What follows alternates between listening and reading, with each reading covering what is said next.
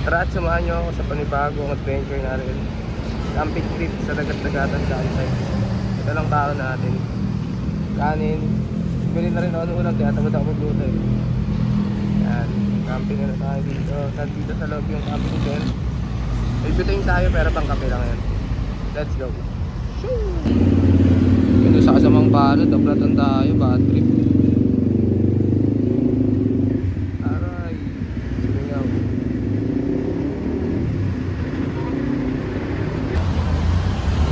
Mabuti na lang mayroon ditong vulcanizing shop po. Ay nako, aberya.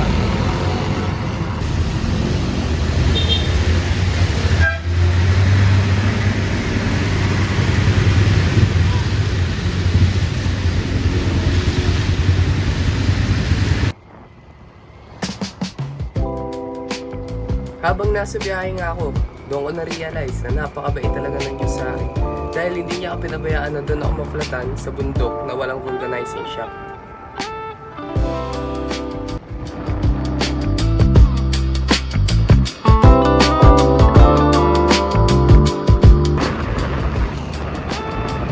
Devil's Corner!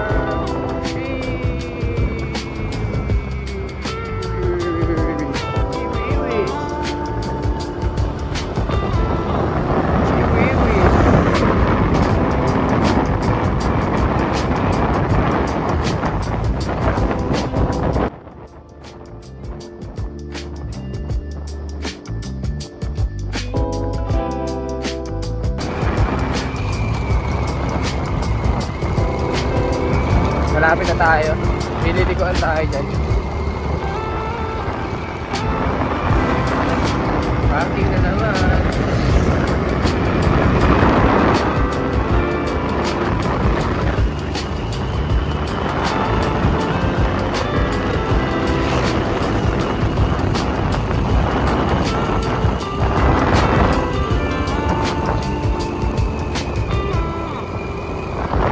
Nandito na kayo guys, banda, slow down na kayo para nakikita kayo na nasa likod. Ayun, hindi ko na kasi tayo dyan. Hindi ko alam kung saan. Dito. Saan ba? Saan ba? Wala ito. Saan?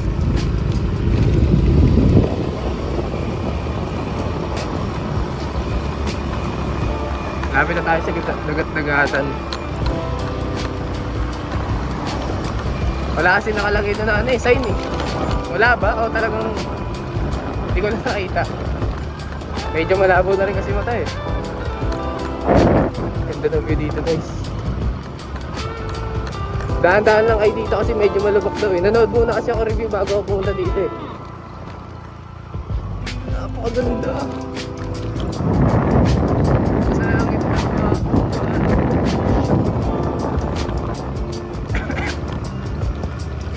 Napakaganda dito guys. Medyo matirik lang talaga. Gamit kayo ng engine brake nyo. Ayun ang sekreto para dito magagat yung ano. Pag sobrang pababa, gamit ka ng preno na malapit. Engine brake.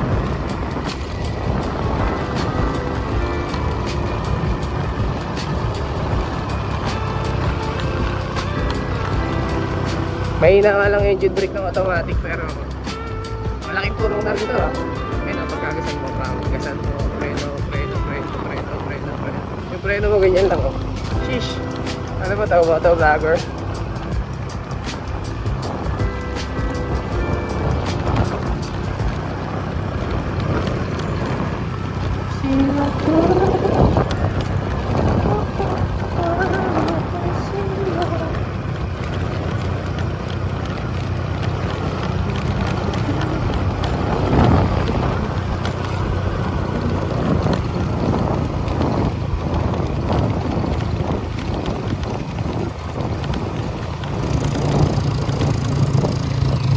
Patakbo tayo ng mabagal dito kasi talagang ang sikip ng daan. Tapos lubak-lubak.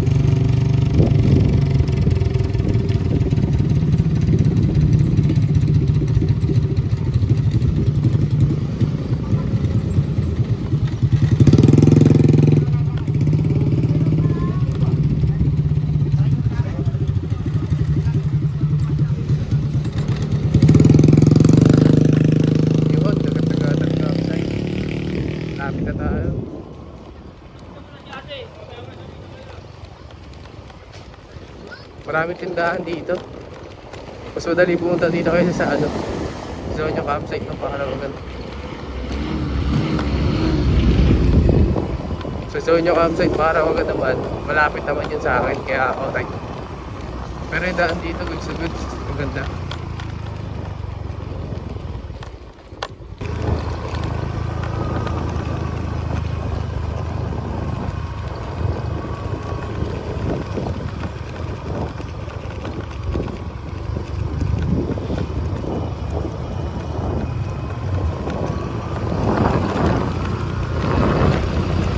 Two minutes, nandito na tayo. Sobrang tirik dito guys ha.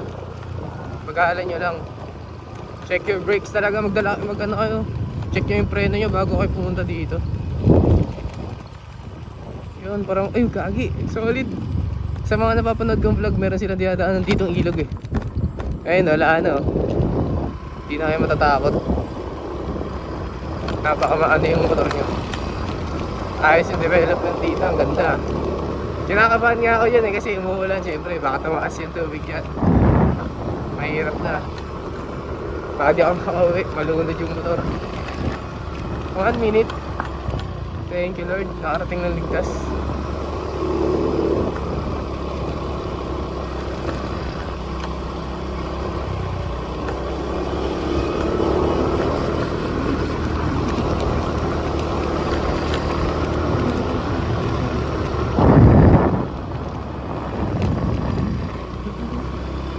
Yun, dagat-dagatan namin, Haji.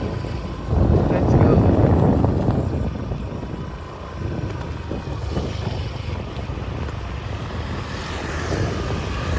May mga tindahan, di tayo mahirapan. Ay, gagi, ito pala. May mga tindahan na malapit, guys.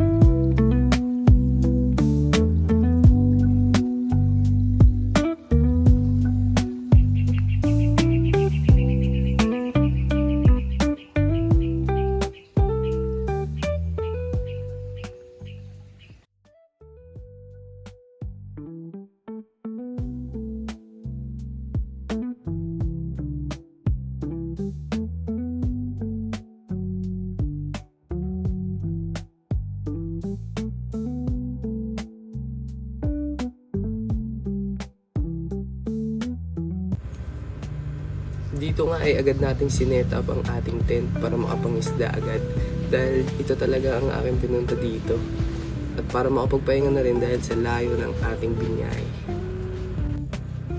At kung pag-uusapan naman natin ang aking ginastos, 250 para sa entrance overnight, and for only 50 pesos pwede ka na makapag tent pitching. And para naman sa parking fee overnight is 50 pesos lang.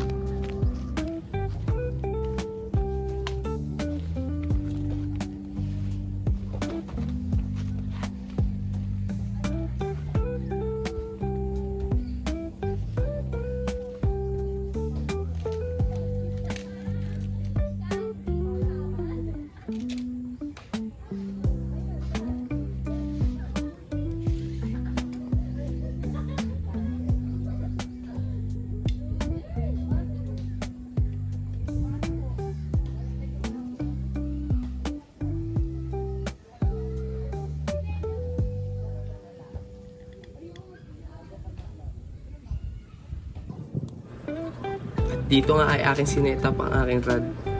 Pero masasuggest ko na kahit hindi na kayo magdala dahil mura lang naman ang renta. Sa halagang 50 may fishing rod, pang hook at may pang bait pa kayo.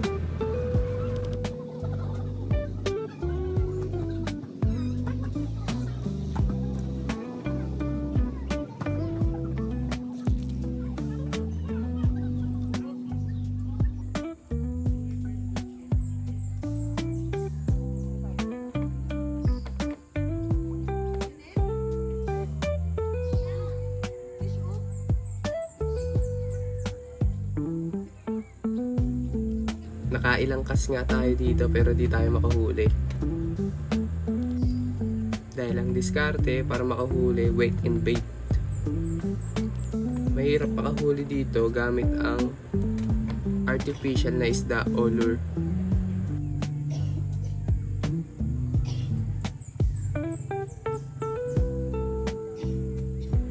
At sa mga nagtatanong dyan kung may bayad ba ang fishing dito, sa kabutihang palad ay wala naman. Pero kapag nakahuli ka na marami, kailangan mo na ipakilo.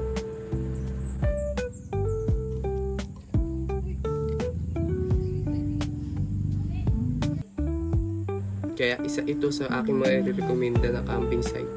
Napakamura ng mga bilihin, maayos na staff, at napakagandang view. At kasama na nga sa entrance ang bahay doon sa swimming pool na accessible.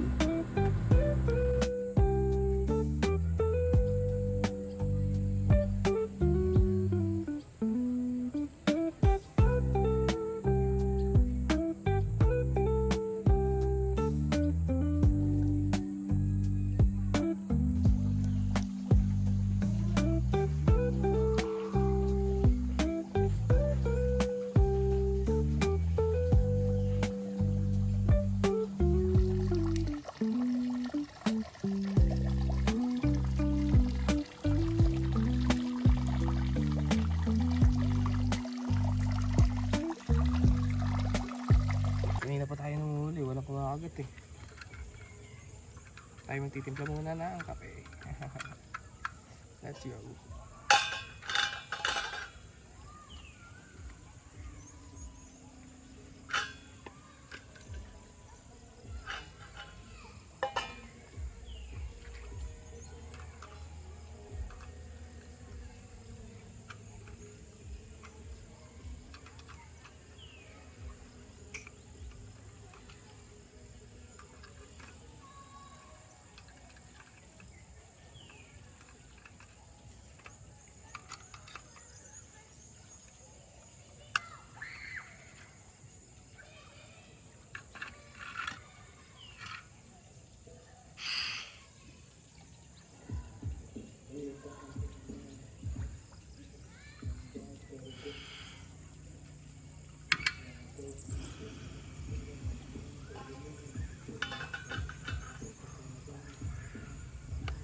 Let's go. First time ko lang gamit na ito. Ang bisa na ako yun. First time ko lang gamit yan. Kailangan pala talaga gamitin ng ano, pangharang ng hangin.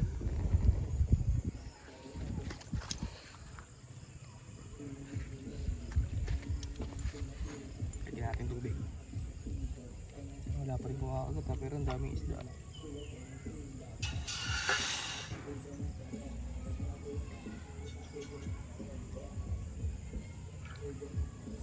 Ang konti ng baon nating tubig. Ang init.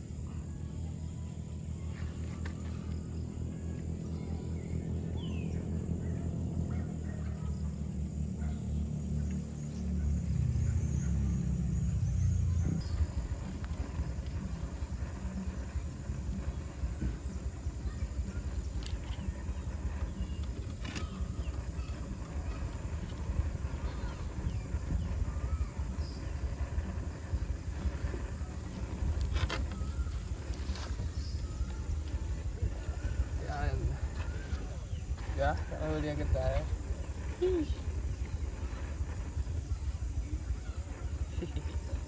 Nice catch. Let's go.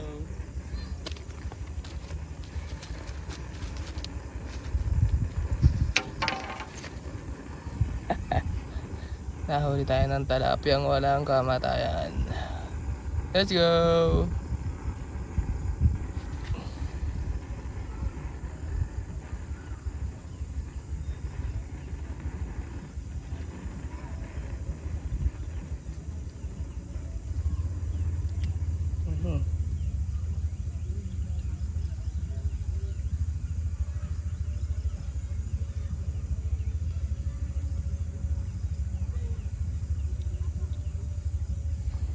Release natin, ang liit eh.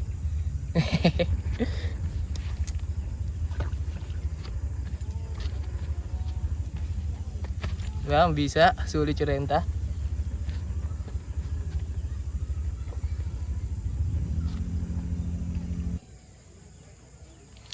Let's go!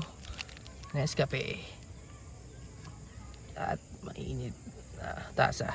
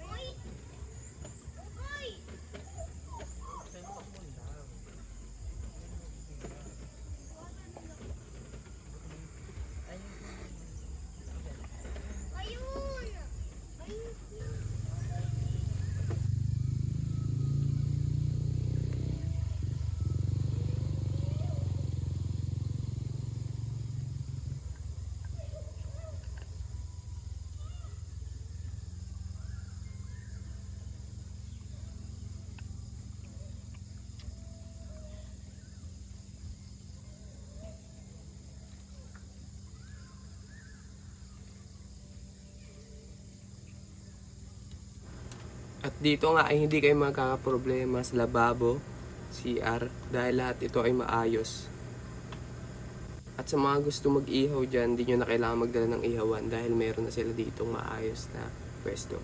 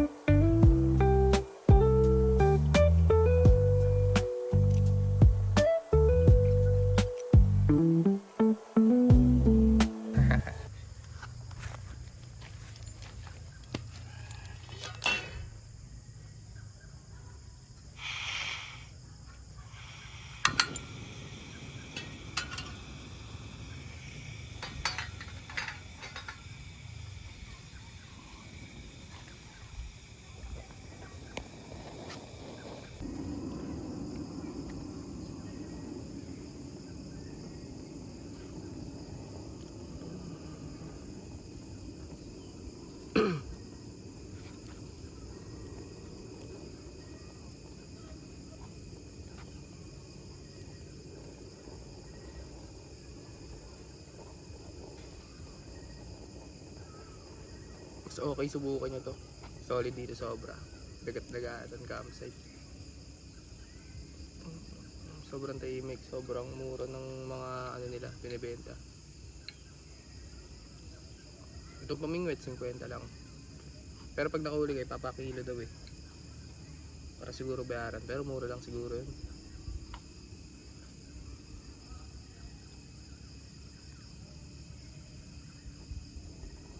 Sulit na sulit, passion.